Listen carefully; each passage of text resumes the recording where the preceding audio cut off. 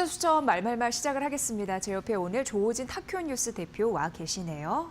인사부터 나누도록 할게요. 어서 오십시오. 예, 안녕하세요. 네, 오늘은 어떤 인사의 말을 우리가 주목하면은 투자의 해법을 좀 얻을 수 있을지 우선 화면으로 공개해드리도록 하겠습니다. 만나보시죠.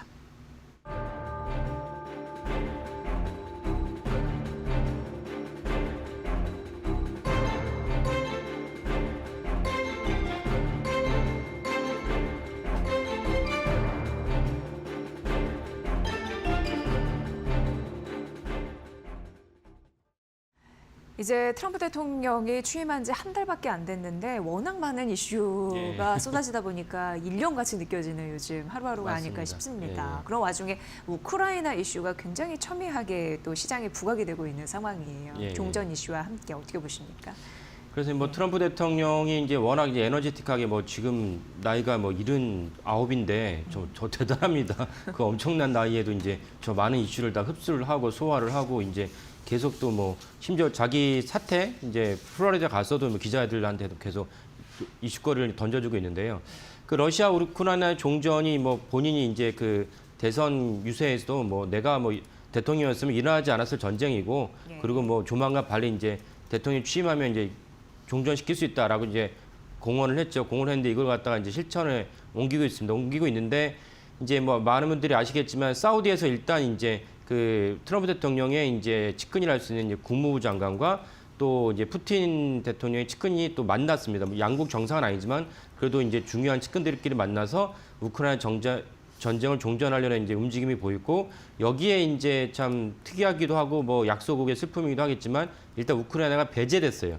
배제돼가지고 이제 뭐 어쨌건 우크라이나 입장 반발을 하지만 트럼프 대통령이 강력하게 밀어붙이면 그리고 뭐 아시겠지만 그러면 트럼프 대통령이 뭐 야, 종전하라고 해서 종전하는 게 아니고 만약 우크라이나가 이거를 받아들이지 않으면은 트럼프 대통령은 우크라이나의 미국의 이제 바이든 정부겠지만 바이든 정부가 우크라이나에 지원했던 것을 삭감내지 이렇게 하면 사실 우크라이나 입장에 더 이상 싸울 수 있는 이제 무기가 없어지기 때문에 종전을 할 수밖에 없는 그런 구도로 가고 있습니다. 그래서 이제 우크라이나 전쟁이 이제 그 마무리되는 국면인데 이때 그 마무리된다면 우리는 사실은 이제 그 마무리됐을 때 투자자 입장에서 어떻게 접근해야 되냐 이런 걸 봐야 되기 때문에 이 부분을 한번 오늘 점검해 보고자 합니다. 네. 뭐 우크라이나를 배제할 것인가 안 할 것인가 이런 종전 협상 그런 이슈도 있고 만약 미국이 또 북한과 직접 대화를 시도하면 한국은 패싱당할 가능성도 있다라면서 뭐 여러 가지 그렇죠. 이슈가 예. 한꺼번에 떠오르는 상황이라서 하나하나 좀 살펴볼 그런 무게는 좀 있습니다. 근데 어쨌든 주요 의제 중에 하나가 바로 이런 것 같습니다. 우크라이나 뭐 종전도 있지만 방위비 증액 이슈도 있는 게 지금 미국 국방부가 5년간 국방비 또 감축 요것도 이슈가 나오고 있는 상황이에요. 복잡합니다, 아무튼. 그래서 이제 방위비를 먼저 말씀을 드리면 이제 그 방위비는 이제 그 어저께 우리나라 시간으로는 이틀 전입니다. 이제 그 워싱턴 포스트인가 블룸버그에서 그 방위비를 갖다가 미국 국방비가 뭐 천문학적으로 많으니까 이 방위비를 갖다가 향후 이제 4년이나 5년 걸쳐서 꾸준히 줄여나겠다. 그래서 이것 때문에 팔란티어가 이제 주가가 이제 폭락을 했고 이틀에 걸쳐서 팔란티어 주가가 폭락을 했습니다. 그리고 이제 그 여파가 어저께 우리나라 조선주로 이제 아니 미국이 방위비 줄였다면 조선중이랑 무슨 관계겠냐라고 이제 생각하시는 분도 계실 텐데 왜 그러냐면 이제 트럼프 대통령이 이제 당선되자마자 그때 윤석열 대통령에게 전화를 해서 뭐 축하 인사를 주고받는 가운데서 우리가 해군에 대해서 자국의 해군에 대해서 새로운 어떤 그 강화 정책이 펼칠 텐데 미국의 어떤 조선 산업이 사실 붕괴된 상황이기 때문에 해군을 갖다가 군함을 새로 건조하거나 그 이미 건조된 군함을 갖다가 유지 보수하는 작업에 미국 대통령이 당선자가 이제 당시에 이제 윤석열 대통령에게 한국 조선업이 이제 도와주면 좋겠다라고 얘기를 했다는 것입니다. 그렇기 때문에 이제 그 조선주가 많이 올라갔던 이유도 있고 그 다음에 이제 제 방송 보신 분들은 기억날 수도 있지만 작년 연말에 한 번 그 다음에 미국의 해군이 또 이제 워낙 수요가 부족하니까 워낙 그 규모가 적다 보니까 이 모든 것은 어디에 비해서 규모가 적고 어디에 비해서 좀 더 증강해야 되냐라는 관점에서 본다면 중국입니다. 중국을 견제하기 위해서 해군이 더 많아져야 되는데 작년 연말에 이제 그 미국 해군에 대해서 그 규모를 갖다 늘리는 법안이 이제 발의될 것이다라는 게 있었고 그 다음에 이제 또 넘어와서 해가 넘기고서는 그 미국 국회에서 공화와 하원 양당의 상원 의원들이 해군에 대해서 우리가 추가로 이제 조선소에서 건조를 해야 되는데 미국에 있는 법안은 존스 법안이라고 있는 것인데 뭐냐면은 미국에 있는 자국의 조선소 내에서만 건조한 선박을 해군이 쓰도록 돼 있어요. 그러니까 그 두 번째 말씀드린 미국 의회 이슈는 뭐냐면 존스 법안에 예외 조치가 필요하다. 왜? 아까 말씀드린 대로 미국에 있는 조선 사람이 사실 붕괴됐거든요. 그러면 붕괴된 조선소에서 언제 조선을 갖다가 다시 일으켜가지고 해군에 대한 함정을 갖다 만드느냐? 천부다 만부당하죠. 그러니까 추가로 한 법안이 무엇이냐면은 우방국에 한해서는 이제 미국 해군을 갖다가 건조할 수 있도록 해주자. 예외 조치를 주자라는 것이 이제 2월에 나온 법안이었습니다. 그러니까 이런 것들이 사실은 우리나라 조선소에 관련됐기 때문에 국방부 예산이 줄어든다 하니까 어저께 현대중공업, 대장주 현대중공업, 뭐 삼성중공업, 하나오션 뭐 주줄이 떨어졌습니다. 그래서 저는 주줄 떨어진 걸 보면서 제가 아까 말씀드린 맥락으로 보시면 아마 시청하시면서 판단해 보시면 됩니다.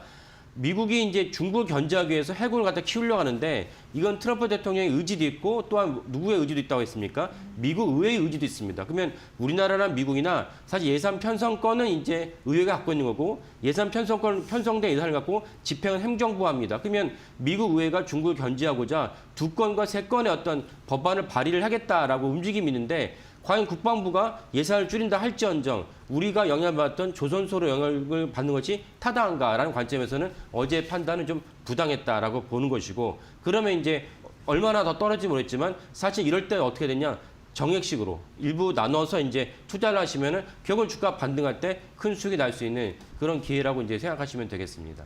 네.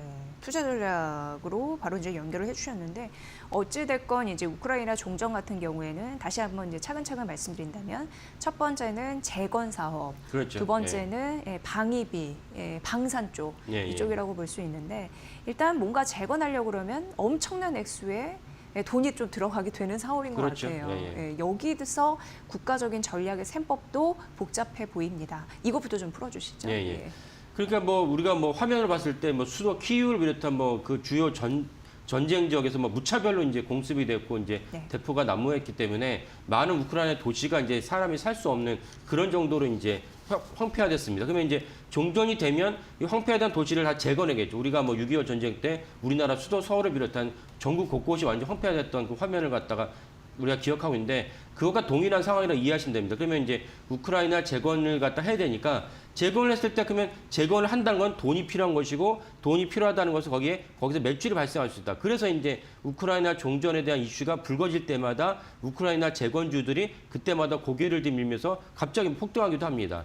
이런 맥락에서 우크라이나 재건주를 일단 봐야 되는데 그러니까 지금 시청하신 분들은 우크라이나 종전에서 우리가 외교 안보 여러 가지 관점에 접근할 수 있지만 그거보다는 우리가 경제 자산 정책을 위해서 투자를 한 거기 때문에 주식 투자 관점에서 어떻게 접근해야 되냐 이런 맥락에 제가 말씀드린 것입니다. 그래서 우크라이나가 종전이 되면 우크라이나 재건 시장이 열리는데 그럼 그때마다 우크라이나 관련된 재건주들이 있습니다. 그 재건주들이 더 이제 가격이 올라갈 가능성이 높은데 이 부분을 좀 자세히 짚으면 이제 시청하시는 분들에게 도움이 될 거라고 생각을 합니다. 네, 이게 어떻게 보면 굉장히 엄청난 시장이라고 볼 수 있는데 그러면 우크라이나 전쟁에 적극적으로 가담한 국가에게는 일부 가산점이 주어지지 않을까라는 생각도 당연히 들게 되죠.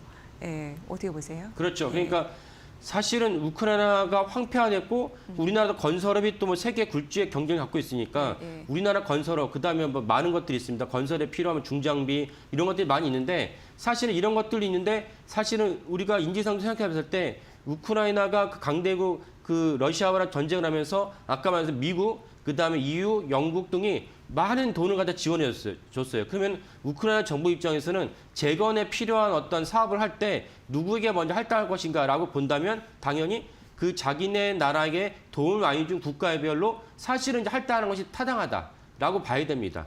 그러니까 그런 관점에서 사실 한국 정부가 우크라이나에 대해서 재건 사업에 얼마나만큼 우리가 뛰어들 몫이 있을까라고 먼저 판별해 봐야 되는데 지금 화면에 보신 대로 미국이 거의 40%, 38%고 EU, 그다음 독일가 그러니까 EU가 20%가 독일과 영국이 따랐다 되는 것은 무엇이냐면은 EU가 19%가 독일과 영국은 개별적으로 우크라이나에 지원했다고 보시면 됩니다.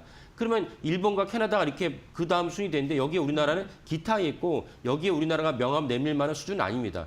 그렇다면 우리나라가 우크라이나 재건을 했을 때 실질적으로 많은 것을 갖다가 우리가 수혜를 받기는 사실은 쉽지 않은 환경이다. 만약에 우리가 거기 수혜를 많이 받고 싶었으면 어떻게 됐습니까? 어떻게 했어야 됩니까?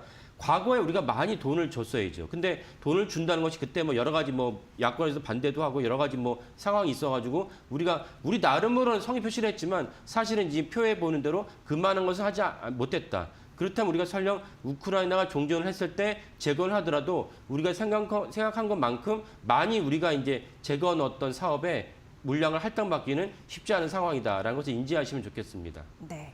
어떻게 보면 이제 자원을 많이 한 국가가 재건 사업에 대한 수주를 많이 딸 수 있는데 그 중에서 표에서 보여드린 바와 같이 미국과 유럽이 가장 많이 투자를 해서 그쪽이 가져갈 가능성. 그러면 우리나라의 수주액은 생각보다 적을 가능성. 그렇죠. 그러면 이 우크라이나, 그러니까 정전 기대감 때문에 올랐던 그동안 관련주 그 시장에서 엄청 급등했잖아요.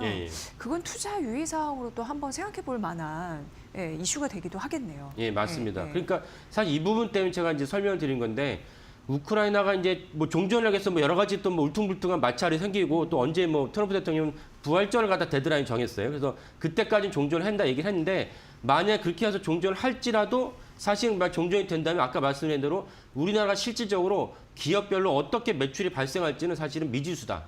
왜냐하면 우리가 그만큼 우크라이나에다가 투자한 것이 적으니까 상대적으로. 그렇다면 사실은 종전이 발표됐을 때 사실 우크라이나 관련 주가도 올라갔다면 그때 사실은 갖고 있던 주식을 갖다가 차익 실현하는 것이 정확하지 않을까 싶습니다. 이런 것들은 새로운 뉴스라고 볼 수가 있는데 그러면 사실 아예 또 한 번 그 우리가 이제 그 기관과 다른 맥락에 당했다라고 볼 수도 있지만 사실 당했다기보다는 정확한 분석할 수 없으면 그러니까 분석이라는 것은 아까 말씀드린 대로 각 국가별로 자기들의 지분이 있죠. 증액 그 지원하는 금액이 있으니까 그중에서 한국이 얼마나만큼 지원을 했고 한국이 지원한 것에 대해서 각 관련된 기업들이 얼마만큼 수혜를 받을지를 갖다가 분석할 자신이 없으면 사실은 이제 그 뉴스가 터졌을 때는 바로 발빠르게 이제 차익 실현을 하고 지금은 이제 들어가서 아까 말씀드린 뉴스에 따라서 주가 출렁 거릴 테니까 그때 이제 차익 실현을 하면 됩니다. 이것이 개인 투자가들이 그 다른 기관 투자가들 비해서 갖고 있는 민첩성이죠. 기관 투자가들은 뭐 하나 투자하려고 그러면 리포트를 갖다 많이 써야 되고 층층이 다 결제를 받아야 돼요. 그러니까 사실은 투자하기도 어렵고 또 매도하기는 더 어렵습니다.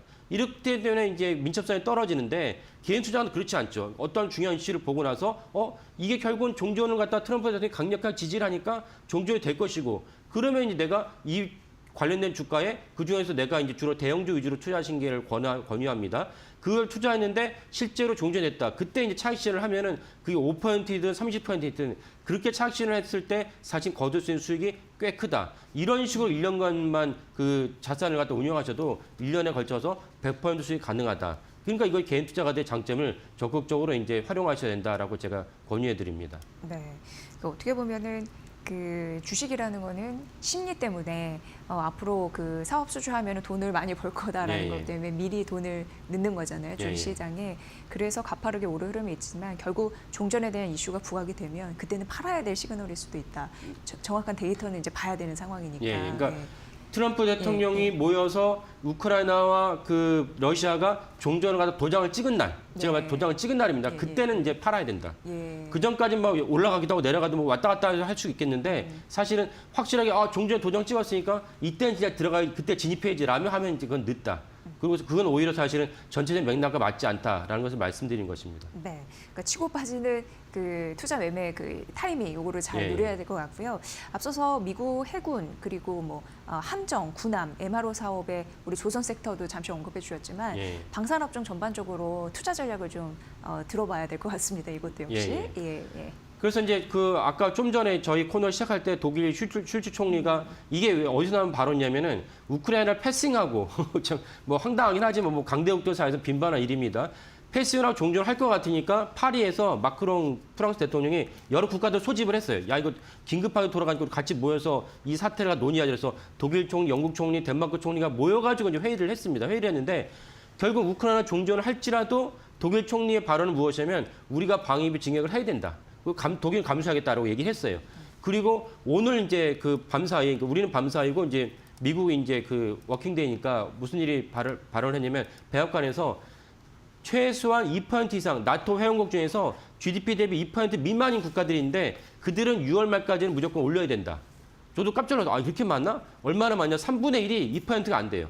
그러니까 트럼프 대통령이 원하는 건 5%인데 5%는 그 다음 일이고 우리 5%를 갖다 계속 요구할 것이다. 근데 일단은 2%도 참여 2% 비중이 없는 3분의 1 나토 회원국들은 2% 이상 올려라라고 백악관에서 요구를 했어요. 예. 그러면 이제 슐츠 총리도 동일한 맥락을 하고, 그러니까 이거는 아까 우크라이나 종전과 다른 맥락입니다. 그러니까 우크라이나 종전을 했을 때는 재건 사업에 대해서 줄여야 되지만은 우크라이나 종전이 하더라도 방위비는 증액해야 된다. 왜냐하면 트럼프 대통령의 정책이 아직 실현되지 않았기 때문에 예. 더 가파르게 올라가게 됐어요. 그러니까 그런 맥락에서 방위비는 더 올라갈 것이고, 트럼프 대통령이 사실 이걸 통해서 미국의 자국이 결국 나토에 대해서 요구하지만 미국 자국과 자기의 이익을 갖다가 극대화하려는 정책이라고 보여집니다. 그래서 이거는 아직은 새로운 뉴스가 아니고 더 가야 될 사업이다, 더 가야 될 모멘텀이다라고 말씀드리겠습니다. 네. 그럼 뭐 하나 에어로스페이스, 현대 로템, LIG 넥스원, 그리고 뭐 하나 시스템 이런 부분을 예, 예. 계속적으로 봐야 된다라는 부분이니까 살펴보시면 될 것 같습니다. 자, 오늘 종전으로 인한 재건주, 방산주 투자 전략에 대해서 살펴드렸고요. 개인 투자자분들에게 좀 유익할 그런 내용이었습니다. 잘 참고해 보시죠. 투자 수천 말말말이었고요. 조호진 타큐 뉴스 대표와 함께 알아봤습니다. 잘 들었습니다. 예, 감사합니다.